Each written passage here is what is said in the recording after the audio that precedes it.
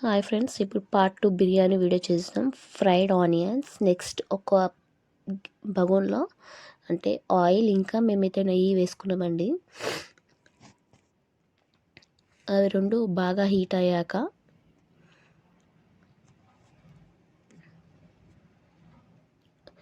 Next సాజీరా, బిర్యానీ ఆకు, మసాలా, ఇలాచీ, పట్టా అవన్నీ వేసుకున్నాము. అవి బాగా వేగాలి. తర్వాత నెక్స్ట్ పచ్చిమిర్చి, కొత్తిమీర, పుదీనా, కరివేపాకు ఇవైతే వేసేసుకున్నాము. అవి కూడా బాగా వేగాలి.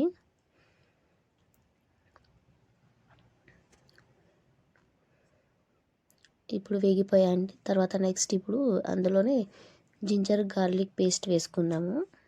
చూడండి వేగాయి కదా. ఇప్పుడు జింజర్ గార్లిక్ పేస్ట్ వేసుకుందాం.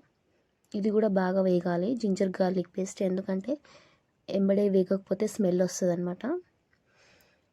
అందులో వాటర్ వేసుకొని లాస్ట్లో కొంచెం సాల్ట్. నెక్స్ట్ ఒక ప్యాన్లో ఆయిల్ బాగా ఇగో ఎలా చేస్తున్నాం అలా ప్యాన్కి మొత్తం ఆయిల్ అంతా రాసేయాలి.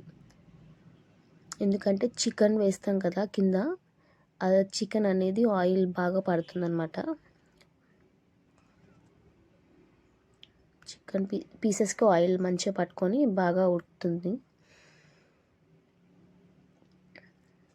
ఆయిల్ చికెన్ అంతా ముందు మిక్స్ చేసి పెట్టుకున్నాం కదా చికెన్, ఆ చికెన్ అంతా ఇందులో వేసేసి ఇట్లా పెట్టుకున్నాము.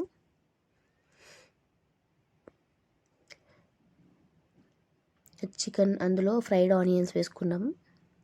ముందుగా ఫ్రై చేసి పెట్టుకున్నాం కదా ఆనియన్స్, అవి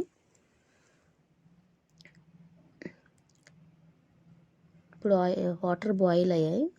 ముందుగా మనం రైస్ ప్రిపేర్ చేసుకోవాలి కదా బిర్యానీకి. మేమైతే బాస్మతి రైస్ తీసుకున్నాం, ఎందుకంటే బిర్యానీకి బాస్మతి రైసే బాగుంటుంది కదా, అట్లా అనేసి బాస్మతి రైస్ తీసుకున్నాం.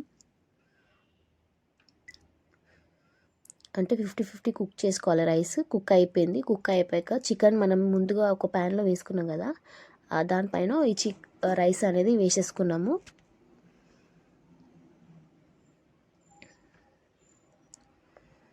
ఆ రైస్ పైన మళ్ళా ఫ్రైడ్ ఆనియన్స్ వేసుకొని కొత్తిమీర, పుదీనా, ఇంకా కొంచెం లెమన్ పిండుకున్నాము.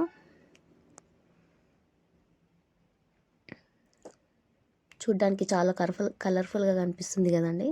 చూడండి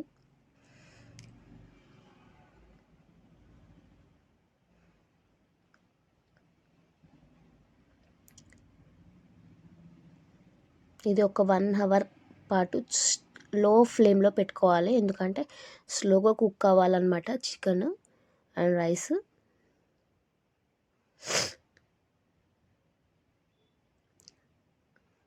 మనం రైస్ వేసి పెట్టుకున్నాం కదా, చికెన్ పెట్టాక తర్వాత పైన రైస్ వేసి తర్వాత ఆయిల్, ఆనియన్స్, కొత్తిమీర, పుదీనా వేసుకున్నాం కదా. చూడండి ఫైనల్గా బిర్యానీ అయితే రెడీ అయిపోయింది. టేస్ట్ అయితే అదిరిపోయింది. చూడండి